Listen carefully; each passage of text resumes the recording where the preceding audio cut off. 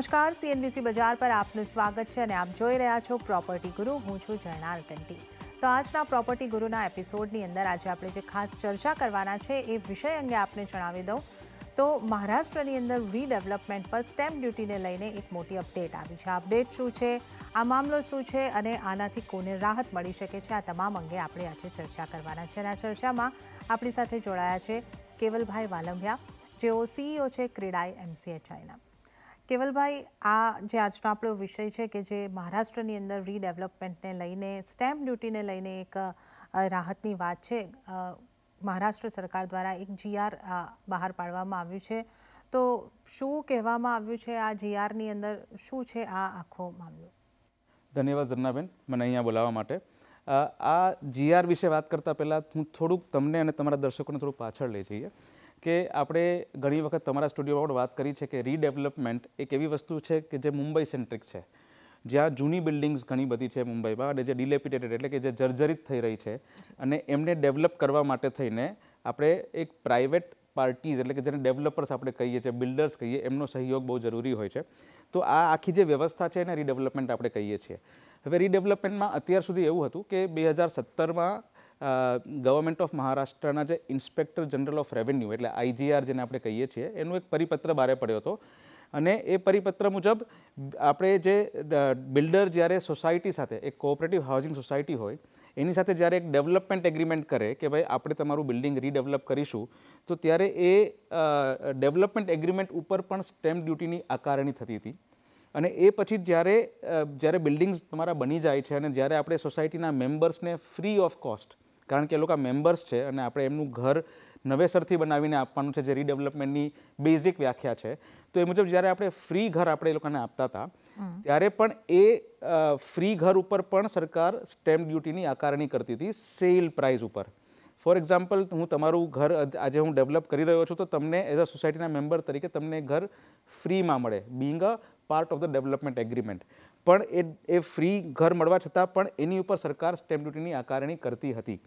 સો આ જ વસ્તુને લઈને ઘણી બધી રજૂઆત થઈ હતી ગવર્મેન્ટ પાસે, ઘણા બધા એવા કેસીસ પણ છે જે આપણે આગળ વાત કરીશું, જેના અનુસંધાનમાં હમણાં 26 જુલાઈના ગવર્મેન્ટ ઓફ મહારાષ્ટ્રએ એમના જે ઇન્સ્પેક્ટર જનરલ ઓફ રેવન્યુ જે છે એમના ઓફિસમાંથી એક GR બહાર પાડ્યો છે, જેમાં એમણે લખ્યું છે કે ભાઈ સેક્શન 4 મુજબ, સેક્શન 4 ઓફ સ્ટેમ્પ એક્ટ મુજબ જે ₹100 સ્ટેમ્પ ડ્યુટી લાગવી જોઈએ કે જ્યાં ઘર ફ્રીમાં આપવામાં આવે છે સોસાયટીના મેમ્બરને ડેવલપમેન્ટ એગ્રીમેન્ટ ઉપર સ્ટેમ્પ ડ્યુટી ભર્યા પછી. તો એવા કેસીસમાં જ્યાં ફ્રી ઘર આપવામાં આવતું હશે એની ઉપર સેલ વેલ્યુ ઉપર સ્ટેમ્પ ડ્યુટીની આકારણી નહીં થાય, પણ ₹100ના બેઝિક ભાવ ઉપર એની સ્ટેમ્પ ડ્યુટી લેવાશે. ઓકે, તો એક એટલે સ્ટેમ્પ ડ્યુટીના જે મોટો ખર્ચો તો એની અંદર એક મોટી રાહત અંદરથી આવતી દેખાઈ રહી છે. તો આ બાબતે ક્રેડાઈ MCHI એ પણ ખાસા વખતથી ખાસી રજૂઆતો કરી છે.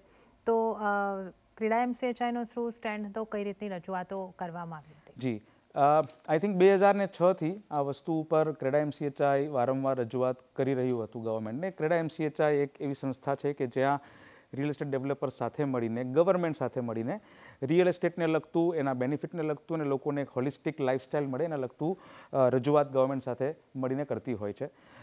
હમણાં લેટેસ્ટમાં 2023માં પણ 18 જાન્યુઆરીના ઇન્સ્પેક્ટર જનરલ ઓફ રેવન્યુ સાથે ક્રેડાઈ MCHIની મિટિંગ થઈ હતી અને એમાં એક ડિટેલ રજૂઆત કરવામાં આવી હતી કે સ્ટેમ્પ એક્ટનું ટ્રાન્સલેશન શું થાય છે, એનો મતલબ શું થાય છે અને શું કામ આપણે ₹100ની સ્ટેમ્પ ડ્યુટી લેવી જોઈએ. અને આવી ઘણી બધી રજૂઆતો 2006થી કોન્સ્ટન્ટલી ક્રેડાઈ MCHI કરતું આવ્યું છે. અને મને કહેતા બહુ ખુશી થાય છે કે ગવર્મેન્ટ આવી રજૂઆતોને સાંભળે છે, એના મેરિટ્સને સમજે છે અને જે લોકોને જે ફાયદો થઈ રહ્યો છે આજે, જે સ્ટેમ્પ ડ્યુટી બચી રહી છે, અલ્ટિમેટલી કેવું થાય કે હું સ્ટેમ્પ ડ્યુટી જ્યારે એઝ અ ડેવલપર જ્યારે કોઈ સ્ટેમ્પ ડ્યુટી ભરતું હોય તો અલ્ટિમેટલી, જેમ આપણે ગુજરાતીમાં કહેવત છે કે એનો બધો ભાર કન્યાની કેડ ઉપર જાય, એમ અલ્ટિમેટલી એ સોસાયટી ઉપર અથવા એ આખા રીડેવલપમેન્ટ પ્રોજેક્ટના ફાયદા ઉપર એનું અસર પડતો હોય છે સ્ટેમ્પ ડ્યુટીની. અને નજીકના ભૂતકાળમાં જે 7% સ્ટેમ્પ ડ્યુટી થઈ ગઈ છે એ જોતાં તો એ ભાર ખૂબ મોટો થઈ ગયો હતો.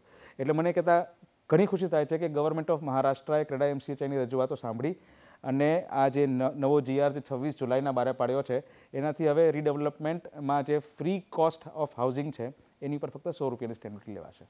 ઓકે, તો આ એક મોટી અપડેટ જે આવતી દેખાઈ રહી છે કે રીડેવલપમેન્ટની અંદર જે ઘરો પાછા જે સોસાયટીના મેમ્બર છે, માલિકો છે, એમને અપાય છે, એમને એ મકાનો ઉપરની સ્ટેમ્પ ડ્યુટીની અંદર આ રાહત આપવામાં આવી રહી છે. આ અંગે આપણે વાતચીત કરી રહ્યા છીએ અને આ ચર્ચાની અંદર હવે આપણી સાથે ધવલ અજમેરા પણ જોડાઈ ગયા છે, જેઓ ક્રેડા MCHIના સેક્રેટરી છે અને અજમેરા રિયલ્ટીના ડિરેક્ટર પણ છે. ધવલભાઈ, આપનું પણ સ્વાગત છે CNBC બજારના પ્રોપર્ટી ગુરુમાં.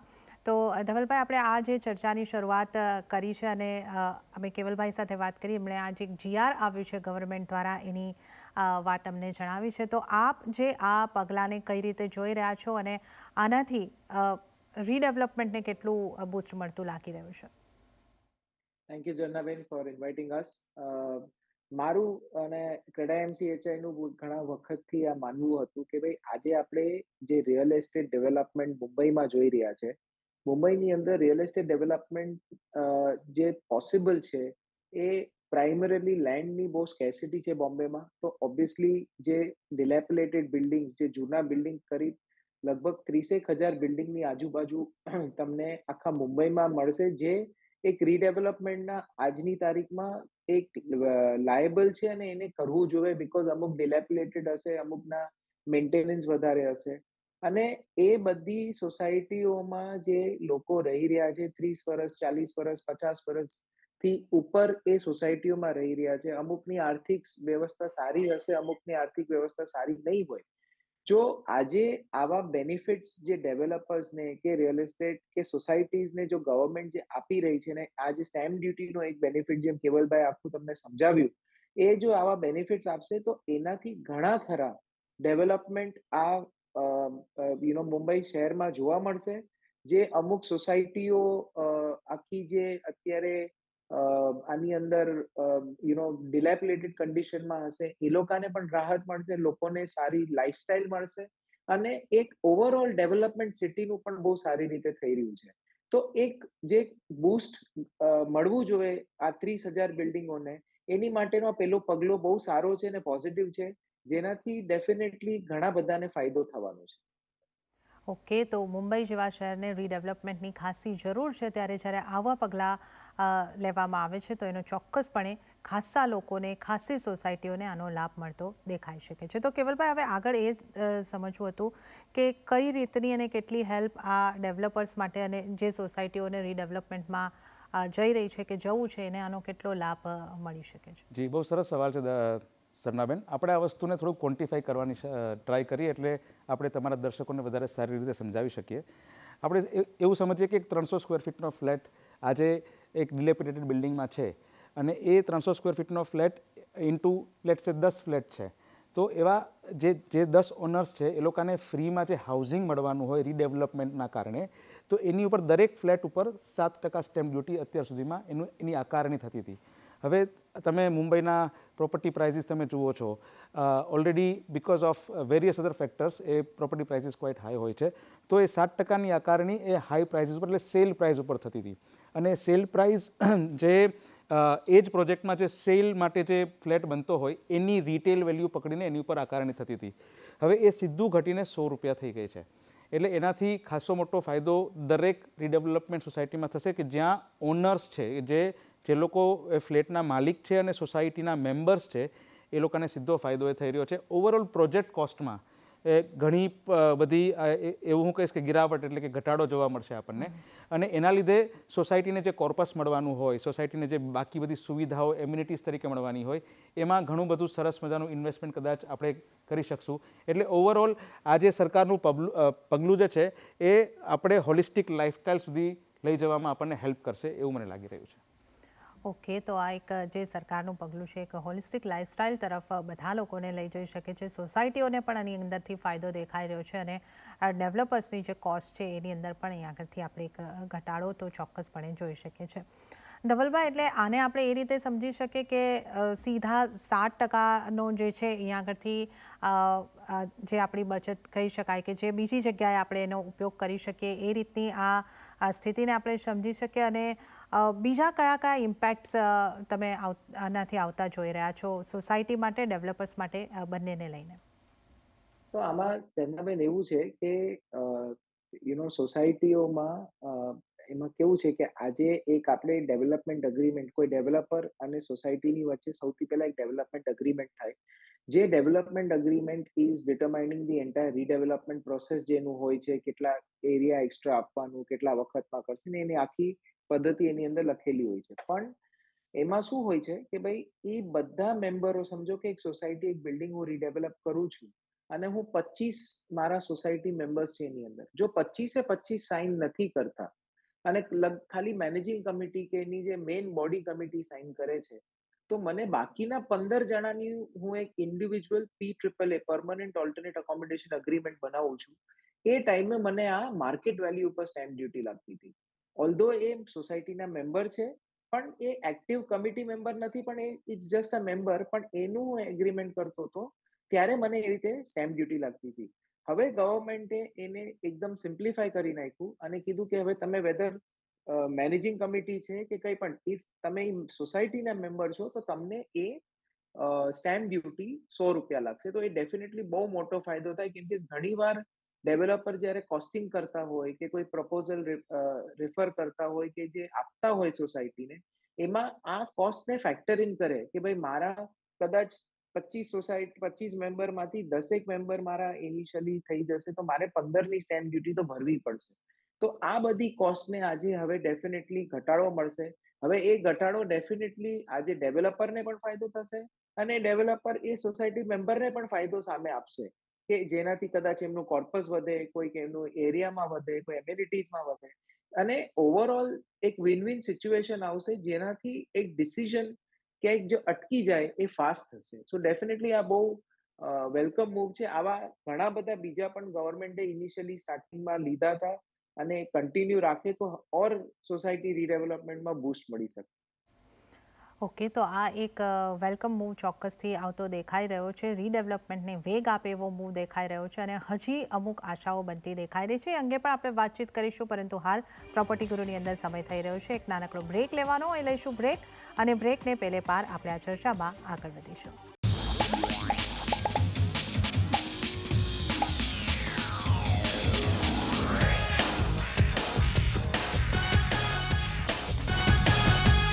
વિરામ બાદ પ્રોપર્ટી ગુરુમાં ફરી એક વખત આપનું સ્વાગત છે અને આજે આપણે મહારાષ્ટ્રની અંદર રીડેવલપમેન્ટને લઈને જે એક સ્ટેમ્પ ડ્યુટી ઉપર રાહત આવી છે એ અંગે ખાસ ચર્ચા કરી રહ્યા છે. આપણી સાથે ચર્ચાની અંદર જોડાયેલા છે કેવલ વાલંભિયા અને ધવલભાઈ અજમેરા.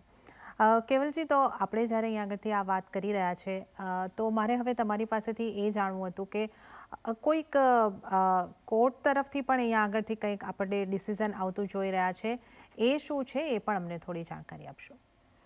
જી ઝરનાબેન, આ મેં તમને જેમ પહેલા સવાલમાં કીધું કે 2006થી આના માટેના ઘણા બધા પ્રયત્નો ચાલુ હતા. તો એ સિવાય અમુક લિટિગેશન્સ પણ થયા હતા. જ્યારે એક ખાસ લિટિગેશનની હું અહીંયા ઉલ્લેખ કરીશ કે જેમાં એક આદિત્યરાજ ડેવલપર્સ છે, એમને હાઈકોર્ટમાં એક લિટિગેશન નાખ્યું હતું which was against the state of Maharashtra, જેમાં એમણે કન્ટેસ્ટ કર્યું હતું કે 2 વખત સ્ટેમ્પ ડ્યુટી વસૂલવામાં આવી રહી છે, જે સ્ટેમ્પ એક્ટના નિયમોની વિરુદ્ધમાં છે.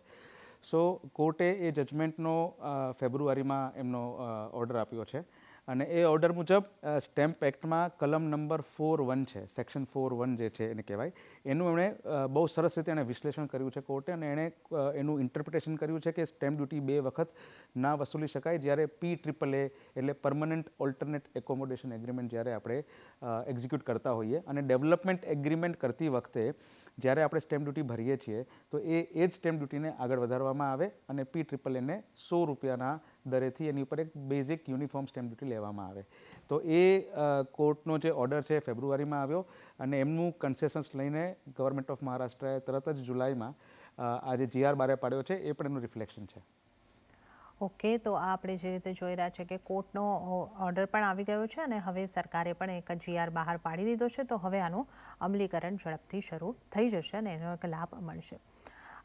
ધવલભાઈ, આપ જણાવી રહ્યા હતા કે અમુક રાહતો સરકારે આપી હતી રીડેવલપમેન્ટને વેગ આપવા માટે, જેને ચાલુ રાખવાની જરૂર છે, અથવા આપણે કહીએ કે અમુક નવી રાહતોની પણ આપણે આશા રાખી રહ્યા છે. તો રીડેવલપમેન્ટને વેગ મળે એ માટે સરકાર તરફથી કે અન્ય ક્યાંથી કઈ રીતના સપોર્ટની જરૂર છે?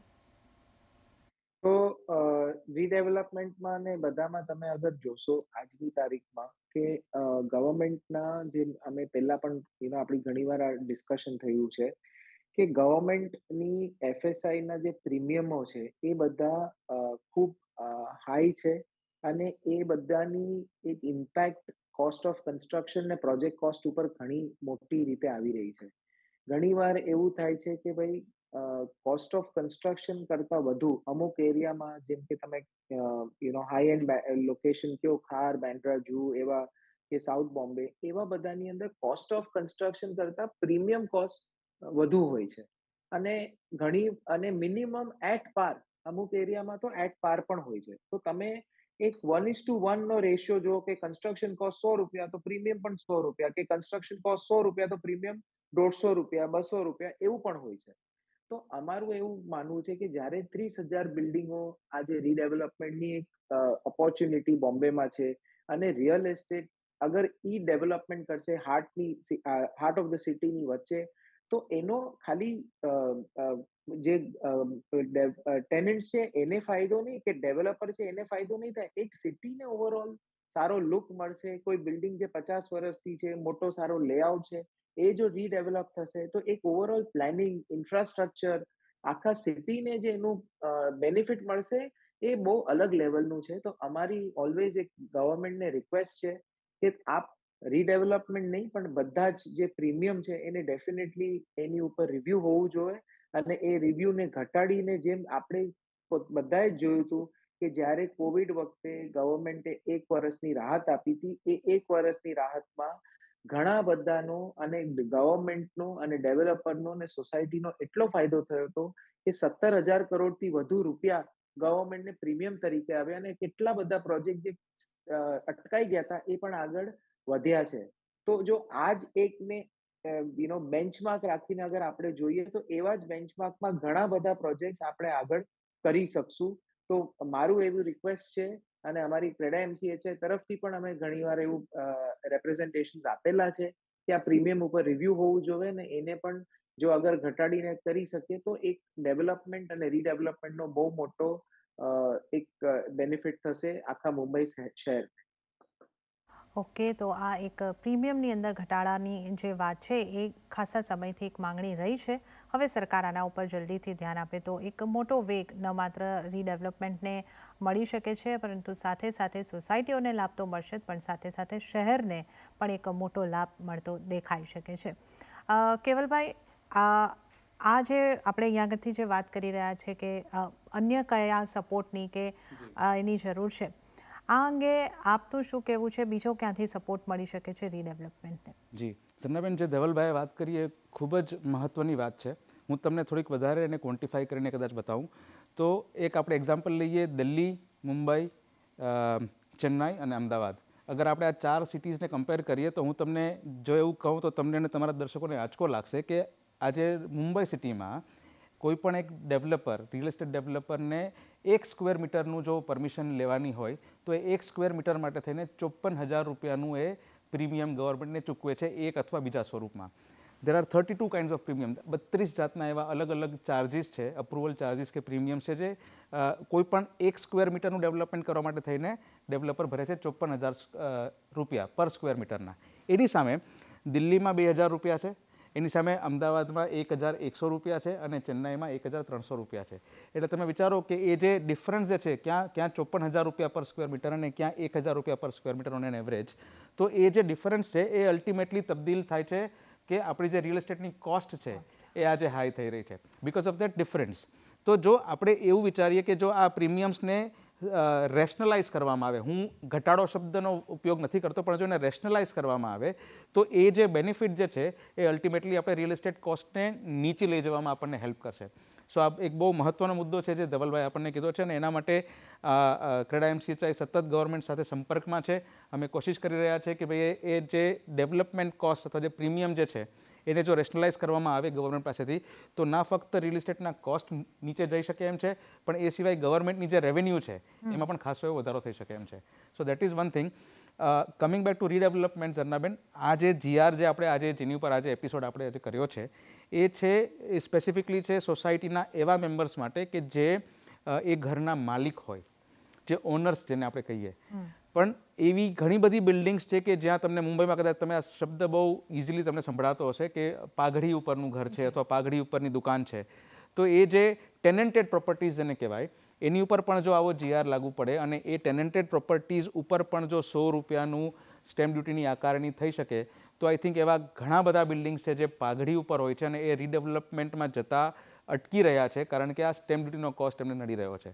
તો તમારા ચેનલના માધ્યમથી મારી અને ક્રેડા MCHIની ગવર્મેન્ટને આ દરખાસ્ત છે કે જો એ ટેનન્ટેડ પ્રોપર્ટીઝ ઉપર પણ ડેવલપમેન્ટ એગ્રીમેન્ટ પછી ઇન્ડિવિજ્યુઅલ જ્યારે PAAA કરવામાં આવે, પરમનન્ટ ઓલ્ટરનેટ એકોમોડેશનનું જ્યારે એગ્રીમેન્ટ કરવામાં આવે તો એ એગ્રીમેન્ટ ઉપર પણ જો 100 રૂપિયાની આકારણી થાય તો જે પાઘડીવાળી જે બિલ્ડિંગ્સ છે એને પણ રીડેવલપમેન્ટમાં ઘણો મહત્ત્વનો આઈ થિંક મોકો મળશે, ઓપોર્ચ્યુનિટી મળશે અને ત્યાં આપણે શહેરનું ફેબ્રિક બદલી શકશું. જી, તો અહીંયા આગળથી મુખ્યત્વે આપણે જોઈ રહ્યા છે કે બે મુખ્ય માંગણીઓ આપણે કહી શકીએ કે જ્યાંથી આપણે અથવા તો રાહત જે છે એ મળી શકે જો રીડેવલપમેન્ટને ખાસ કરીને મુંબઈ શહેરની અંદર તો મોટો ફાયદો થઈ શકે છે. એક તો પ્રીમિયમ્સની અંદર રેશનલાઇઝેશન કરવાની ખાસ જરૂર દેખાઈ રહી છે. મુંબઈ શહેરના પ્રીમિયમ ખાસા ઊંચા છે જેને કારણે ન માત્ર કદાચ આપણે કહી શકીએ કે રીડેવલપમેન્ટ પરંતુ તમામ ઘરોની કિંમતો જે છે એ ગ્રાહકો માટે પણ એક મોંઘી બનતી હોય છે. ધવલભાઈ, હવે આપની પાસેથી એ પણ જાણવું હતું કે આ આપણે ખાસ કરીને મુંબઈ સેન્ટ્રિક આ નિર્ણયને જોઈ રહ્યા છે કારણ કે મુંબઈમાં જમીન ઓછી છે. મુંબઈની અંદર ઘણી બધી જૂની મોટી મોટી ચાલ અને બિલ્ડિંગ્સો પણ છે કે જેને રીડેવલપમેન્ટની જરૂર છે. તો મુંબઈને તો આનો એક મોટો લાભ મળવાનો જ છે પરંતુ આ સાથે જો આપણે અન્ય શહેરોને પણ ઇન્ક્લુડ કરી લઈએ તો એવા કયા શહેરો છે જેને શહેરો કે વિસ્તારો છે જેને આનાથી રાહત મળી શકે છે? તો અમારું કોઈ પણ જણાવેલ રીડેવલપમેન્ટ એક એવો વિષય છે કે જ્યાં એક સોસાયટી, એક લેઆઉટ, એક આખું કોમ્પ્લેક્સ કંઈ પણ તમે કહો જે 40, 50, 60 વર્ષ જૂનું હોય એવા બધા ડેવલપમેન્ટ્સ જો રીડેવલપ થાય એરિયા તો એ ડેફિનેટલી એક એ એરિયાને અને લોકોને ઘણો ફાયદો થાય એનાથી. ઇન્ફ્રાસ્ટ્રક્ચર સારું થાય, બિલ્ડિંગો સારા મળે, અમેનિટીઝ સારી મળે, એ બધાનો અલગ અલગ ફાયદો થાય છે. તો આપ જ્યારે જુઓ તો આજથી 50 વર્ષ પહેલા જે કયા શહેરોમાં આવા ડેવલપમેન્ટ્સ થયા તો અગર હું આજે એક્ઝામ્પલ લઉં તો બોમ્બે છે. બોમ્બેની બહાર મીરા રોડ, MMR રિજન જે કહેવાય છે, જો ખાસ કરીને મીરા રોડ ડેવલપમેન્ટ થયું કે કલ્યાણનું ડેવલપમેન્ટ થયું, આવા બધા થાના છે. આ બધા એરિયા બોમ્બેની આજુબાજુ હું કહી શકું. પૂના પણ હવે ધીરે ધીરે રીડેવલપમેન્ટમાં આવી રહ્યું છે. તમે અહેમદાબાદ કયો, બેંગ્લોર કયો, જે મારું અલ્ટિમેટલી જ્યાં 40-50 વર્ષની પહેલા કોઈક સારા કોમ્પ્લેક્સીસ કે બિલ્ડિંગના ડેવલપમેન્ટ થયા હોય, 3 માળના, ગ્રાઉન્ડ+2, ગ્રાઉન્ડ+3 અને એવા 100 બિલ્ડિંગ, 50 બિલ્ડિંગ એવા કોઈ પણ કોમ્પ્લેક્સીસ હોય, એ બધાને આજે રીડેવલપમેન્ટ કરવાની ખાસ જરૂર છે. કેમ કે એ ટાઈમે જ્યારે બનાવ્યું હશે કદાચ એ શહેરની કે એના આખા ટ્રાન્સપોર્ટેશનથી દૂર હશે પણ આજે એ આખો શહેર એક થઈ ગયો હશે અને નજીક આવી ગયો છે. તો એ સિટીને કે એ સબર્બને બેટર કરવા માટે એનું ટ્રાફિક મેનેજમેન્ટ, એનું ઇન્ફ્રાસ્ટ્રક્ચર મેનેજમેન્ટ કે એનું લુક અને એને આખા ફીલ એ સોસાયટી માટે અને લોકો માટે ડેફિનેટલી એ બધી બિલ્ડિંગોને રીડેવલપ કરવું જોઈએ. ઓકે, તો આ રીડેવલપમેન્ટથી આપણે આખા શહેરનો એક વિકાસ ચોક્કસપણે જોઈ શકીએ છીએ અને રીડેવલપમેન્ટને વેગ મળે એ માટે ખાસ પ્રયાસો થવા ખાસ જરૂરી છે. ત્યારે ધવલભાઈ અને કેવલભાઈ, આપ બંનેનો ખૂબ ખૂબ આભાર. આપ અમારી સાથે જોડાયા, ચર્ચામાં આપનો સમય ફાળવ્યો. આપનો ખૂબ ખૂબ આભાર. તો પ્રોપર્ટી ગુરુની આ ખાસ રજૂઆતમાં તો હાલ પૂરતું આટલું જ. હાલ મને પણ આપશો રજા, પરંતુ છતાં આપને ફરી એક વખત જણાવી દઉં કે પ્રોપર્ટીને ખરીદ વેચાણને લગતા આપના કોઈ પણ સવાલ હોય તો અમને ઈમેલ કરો. અમારું ઈમેલ એડ્રેસ છે propertyguru@nw18.com. તો હાલ પૂરતી મને આપશો રજા. વધુ અપડેટ્સ અને સમાચારો માટે આપ જોતા રહો CNBC બજાર. નમસ્કાર.